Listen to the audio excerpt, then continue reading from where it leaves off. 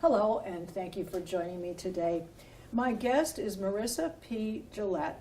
She is the chairman of the Public Utilities Regulatory Authority, otherwise known as PURA. And we're at the department's office in New Britain, Connecticut. It's a pleasure to be here with you today. Thank you for having me. Now, give us a brief background, how you came to be appointed by Governor Lamont and what you were doing previously. Sure, of course. So I began my career at the equivalent agency to PURA in Maryland, at the Maryland Public Service Commission, where I worked for the commissioners there as an advisor, working on related issues to what this agency tackles here. Then I was briefly on the executive team at the Energy Storage Association, the National Trade Association for Energy Storage. And while I was there, I was contacted by members of the administration wondering if I'd be interested in relocating my family to Connecticut. The governor was specifically looking for a perspective on modernizing the electric grid and other aspects of Connecticut's infrastructure that his team felt I had experience on from my days in Maryland. So they recruited me up here with my family, and the rest is history, as they say. So you've been on board now for?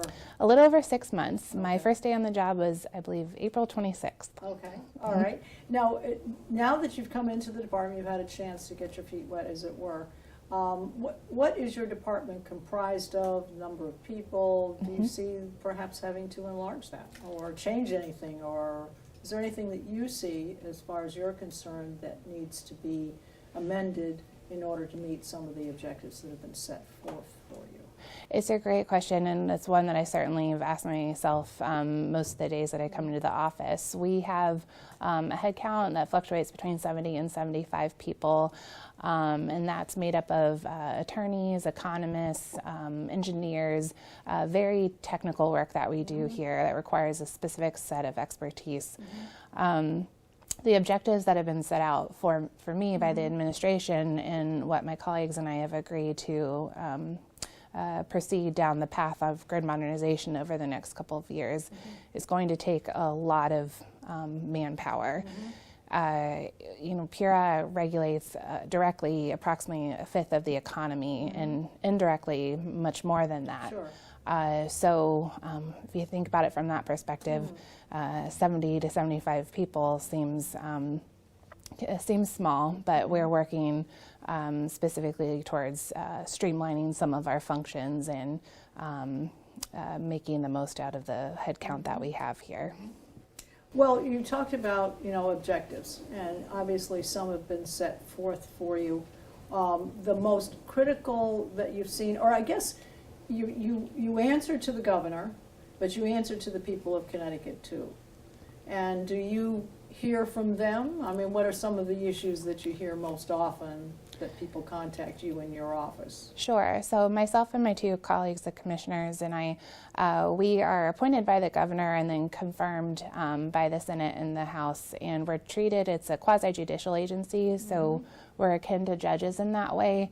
So we're answerable, as you mentioned, to the people, and I feel that very acutely. Sure. We have a unit within our department that handles consumer affairs directly, whether they be from residential customers, commercial business. Let me just ask you, Sure. Commercial versus private. Is there one more than the other that you hear from? We actually hear not that frequently from commercial and industrial customers outside of rate cases. Okay. The most complaints that we receive on a day-to-day basis are from residential customers inquiring about, most frequently, their electric bills, their gas bills, concerned about pricing, and some just have questions about the policies that we're implementing here. Okay. Okay. Now, I guess your scope of your authority, if you identify a problem, let's say electric or whatever, I mean, okay, so every year, every quarter, whatever it is, the electric company is coming to you and saying, well, we need to change the rate, or the various source places change the rates. So where does your authority come in to say it's okay, it's not okay, or you're asking for a 20% increase, we're not going to allow it? How does that work? That's It's a great question that I think many people Well, we all here. want to know why our bills. Yeah. We look to you to be the gatekeeper. Right, and that's our function. We have very broad jurisdiction. I would couch it as broad jurisdiction to investigate the rates of all the public service companies that are in our jurisdiction. The rate cases, which is the mechanism by which the regulated entities are seeking approval to raise their rates, those happen approximately every 3 years for the individual company. Through that, they are seeking permission to raise their rates. There's a lot of jurisprudence around this question, and it's been litigated all the way up to the Supreme Court. Sure. And in many cases, commissions all across the country were required to authorize recovery of prudent investments. Okay. So we have a series of legal tests that we have to go through during the rate cases to see whether something is used and useful, whether it was a prudent investment. Okay. And How long does that all take? Oh, it can When take. do they come to you, on an annual basis? They come Or on a how often does this sort of occur?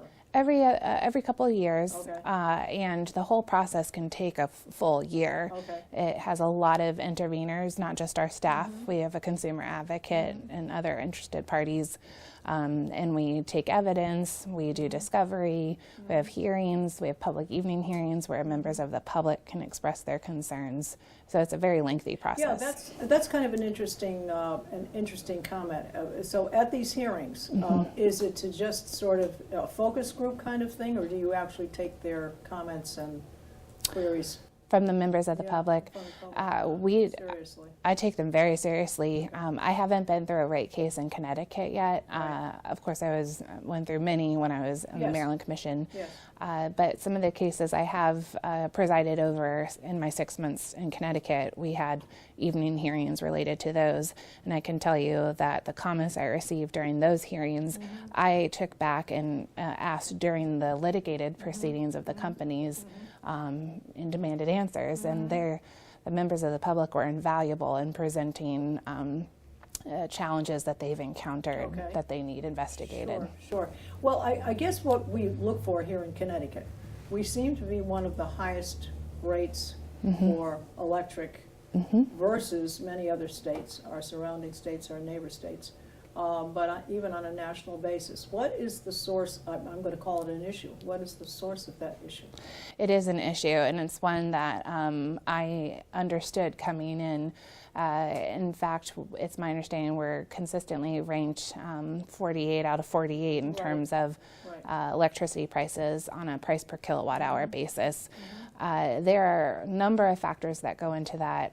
Some of them are things that are outside of my control, outside of the governor's control, a lot related to geography and the inability, frankly, to move cheaper natural gas through the states from the mid-Atlantic up through New York to Connecticut. So being at the end of a gas pipeline.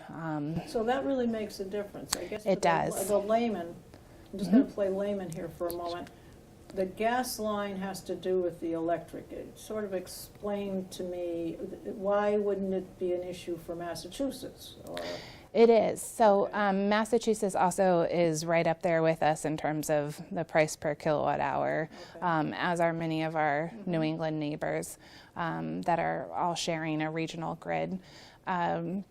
The natural gas that is particularly impacting to our electricity prices is that the natural gas is generating the electricity in our region.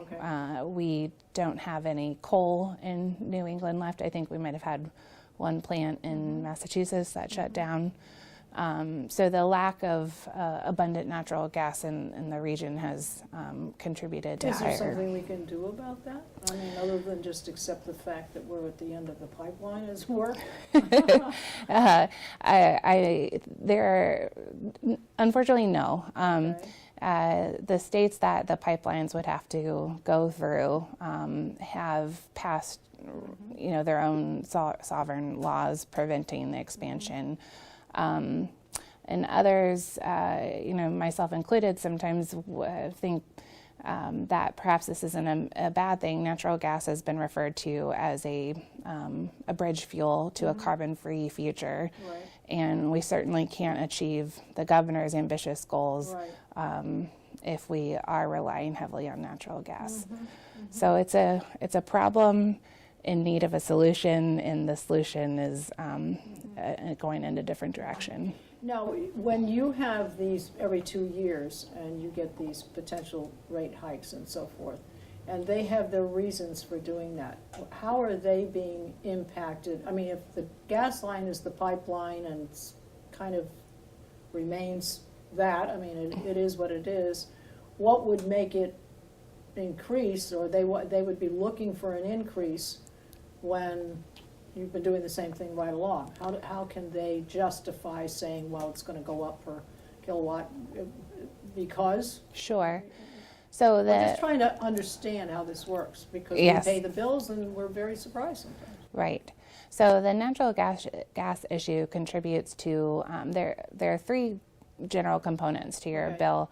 The natural gas issue that I was referring to impacts your commodity price. Okay. And the rate cases, since Connecticut and many other states have deregulated in the past couple of decades, rate cases that our utilities are coming in for are to recover the infrastructure, the cost of your poles and wires, I see. as Okay. opposed to your So commodity maintenance operations. which maintenance. gets back to salaries and whatever That's certainly- bonuses or pensions and all that type of stuff. That's certainly a component. Many jurisdictions have declined full recovery for pensions and other components of that, and placed it more on shareholders. And that's something that we certainly can look at in our. Sure. Well, I'm going to quote you. This is, and this ties into what we were just speaking about. This was an article, it was October 30th, 2019, Hartford Business Journal, and you're quoted as follows. Marissa P. Gillette, Chairman of the Public Utilities Regulatory Authority, said Wednesday that affordability across all customer classes will be a focus during her 5-year term, but warned it will likely take a few years to draft and enact policies that have meaningful impact on Connecticut's ranking as one of the most expensive for energy costs in the lower 48 states. So I guess we're going back to the question, how do we fix this? I mean, how do you perceive that there's, I'm not saying you can, you're certainly not going to take the negative route and say you can't. So what do you perceive as a logical way to go? Sure. So there are a couple of different ways to measure affordability, and the rank of 48 refers to our price per kilowatt hour. One way to tackle this is something the state's very well positioned to do with our energy efficiency programs, is to help people use less. So your total bill, Sure. and we're actually not ranked last in the Okay. country on that right. metric. We're actually Right. ranked very Who's high. next? Is it Boston? Or excuse me, Massachusetts? Massachusetts, It we is compete with Massachusetts. Massachusetts quite Okay. a bit. Okay. Yes, and some of So- our New sorry to England rate. interrupt. No, not at all. So affordability, there's one way to tackle it, is to increase the transparency and accessibility to those programs to help people control their usage. And the other way that we're choosing to tackle it is through our massive grid modernization proceeding that we announced in October. And that is targeted at ensuring that in the realization of mitigation measures that will help achieve our climate goals, that we're doing it in the most cost-effective manner. Okay. And starting to internalize some of the things that are more traditionally thought of as externalities, Yes. like Yes. the cost of, having to fill your refrigerator again Yes. after an outage, or Right. rebuild after a hurricane. Right. And when you start to approach the regulation of electricity through that lens, you find that you're getting more value out of the grid that's servicing Sure. you. Sure. And that grid, that's a whole nother subject, but the security of that grid is. Cyber. Yeah, the cybersecurity is primary concern, not only for this state, but for the entire United States. So that's a whole nother thing. All right, so do you feel, you said in your 5-year term, do you think you're going to be able to make some inroads into this? Do you? I believe so. I think that we've already started down that pathway. We're having those conversations that are long overdue.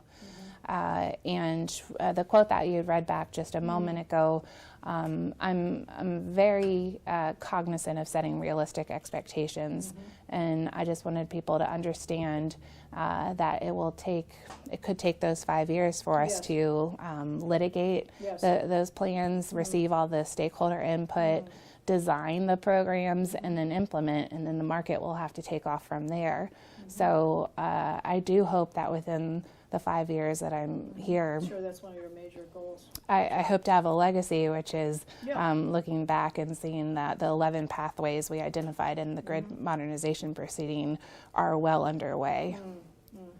Well, I think that's a great concern. All right, so let's just get down to, I guess, private, or I suppose we could talk commercial, but let's talk privately.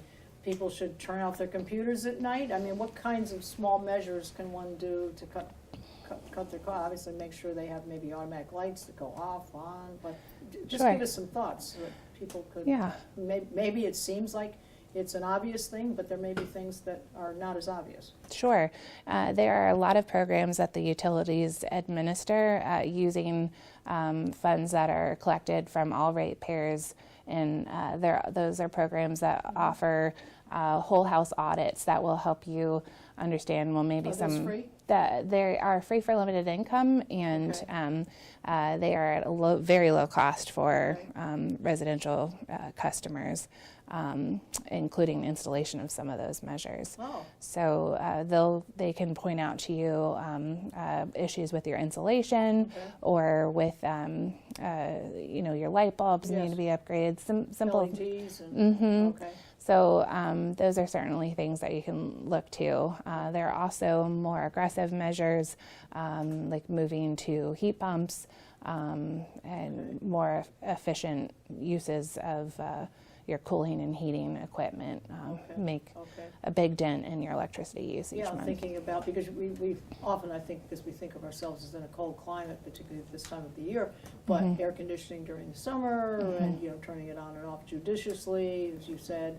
I think also it's, is it affected by times when you wash your clothes and things, Sure. during certain periods of time versus other periods of time? That's a great question. I think what you're referring to is time of use rates, which the attempt to recognize, which is something that hasn't been internalized by most residential customers. At different times of the day, electricity is more expensive than others. That is put into the rate design that our business customers utilize. They have demand charges. Sure they do. Yeah, sure. Residential customers right now do not see time of use pricing in your normal rate design. There's a voluntary tariff, which you can elect to participate in, which recognizes that electricity prices during the day, during peak times, are more expensive. So part of our grid modernization proceeding is looking at additional rate design implications that could help customers understand and connect more to the idea that electricity is simply more expensive and can be dirtier from a climate perspective at certain times of the day. Interesting, dirtier. In what way, I guess it's... Sure. So, what's it sending off? What's it doing to our environment? Oh, the GHG, the greenhouse gas is associated with natural gas generation, for example. The frequent criticism of renewable generation is that the solar can only generate electricity when the sun's shining or the wind when the wind's blowing.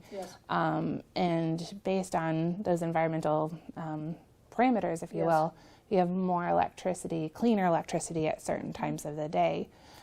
If you align customers' usage patterns with the times that generation is utilized, then you're not having to call on other types of generators. Okay, we're going to give your website at the end. Is that where people would go if they wanted to set up someone to come out And I guess, is the information there for those people who, based on their income, would get it for free? Mm-hmm. And then is there a place to kind of sign up to have someone come out and take a look at your house or whatever? There is. We administer those programs in conjunction with Okay. the Department of Energy and Environmental Protection. Okay. So there is a link on our website to where energy you can do that. efficiency. Okay, and is that possible during the week? I assume obviously you need to be home. Is it during the week, or is it possible on weekends too? I believe they have weekend hours Okay. as well. So it's definitely something that I would encourage everyone to Sure. participate Sure. in. Well, that's good. All right, well, you've got a major objective here. Governor Lamont, and you talked about it briefly, you mentioned it, has established an executive order to have Connecticut be carbon-free by 2040. There was an article on Utility Dive that announced that, and that was October 5th, 2019, and it was written by Catherine Morehouse. So do you see this as realistic? I mean, you may or may not be here 2040, but to get that going, do you think it's a realistic timeline to do that? I think it's ambitious. Is it a realistic goal even if you did it by 2035? Do you think it's possible? So it's ambitious. Okay. I think it's necessary, and I think a lot of people would subscribe Sure. to that understanding and would want us to do it sooner. My counterpart at the Department of Energy and Environmental Protection, Commissioner Dykes, just hosted yesterday the kickoff meeting for the Governor's Council on Climate Change. Okay.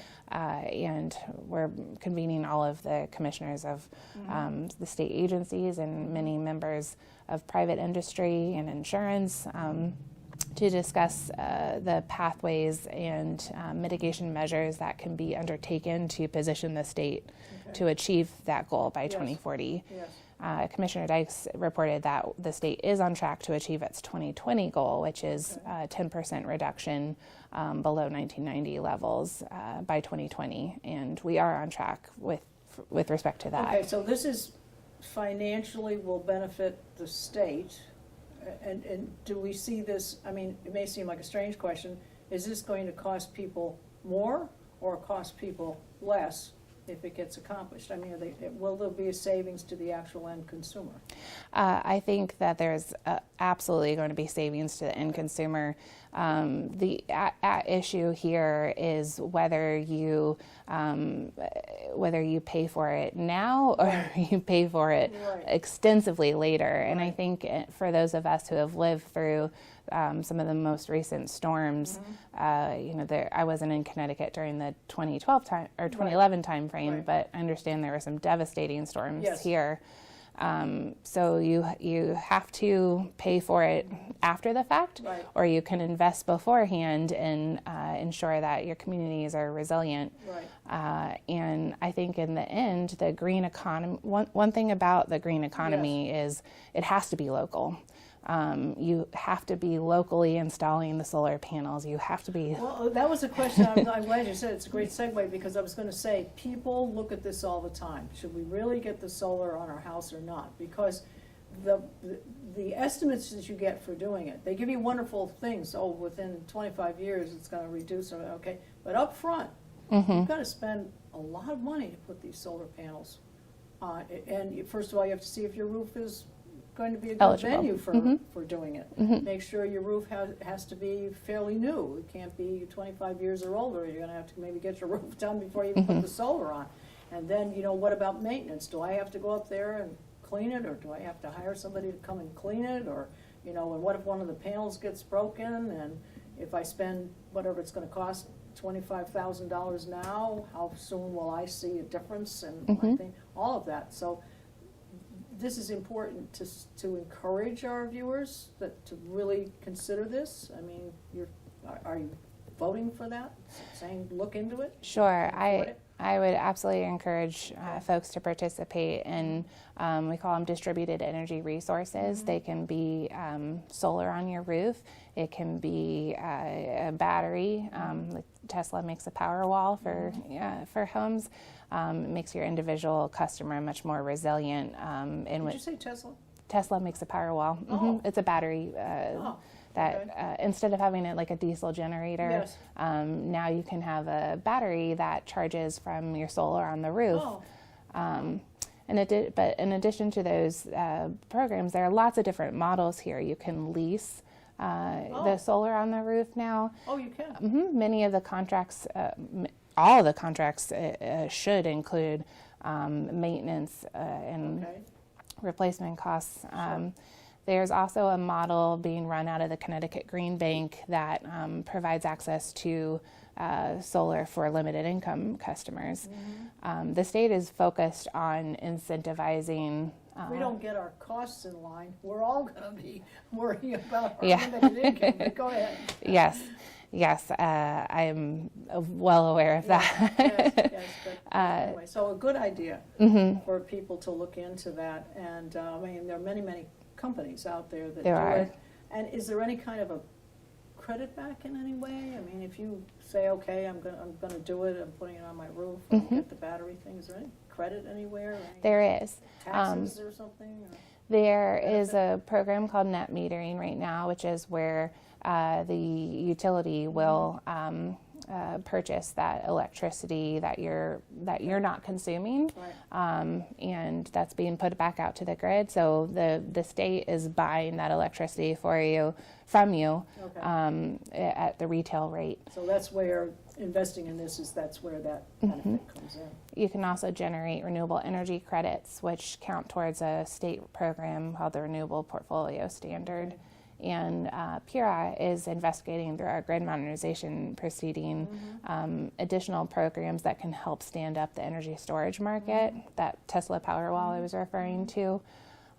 Because what you're essentially doing is making a customer its own microgrid, like Yes. during a storm. Yes. Well, what might be a thought, personally coming from a marketing background, my thought is that if there was a certain period for sign up, there'd be sort of a collective buy-in, if you will. So if X number of homes you get in and you work with Pura, and X number of homes are in this particular program, you could encourage a whole group of people all in one go, rather than this hit or miss, one person deciding another person, but a kind of a buy-in. It's a fantastic idea. It's one that we're investigating in we have a program right now called the Community Shared Clean Energy Facility as a community solar. Yes. So for those customers you were referring to earlier who maybe they go through the analysis and they find their home's not well situated, Right. we are getting ready to issue a final rule on that program, which will allow customers to participate, that can subscribe to solar energy without having it on their roof. Well, we've got some great things out there, folks, and I want to give you a website so that they can kind of follow you on all of this. And the website is www.ct.gov/PURA. And that's at 10 Franklin Square in New Britain, Connecticut. And a phone number to call, 860-827-2805. Well, it's been a pleasure. Thank you. Speaking with you, I think hopefully we've given a lot of good information. They can follow on the website, or they can even call you directly. They can. This is Susan Patricelli-Regan. Thank you for joining me today. I hope this has been helpful to all of our viewers.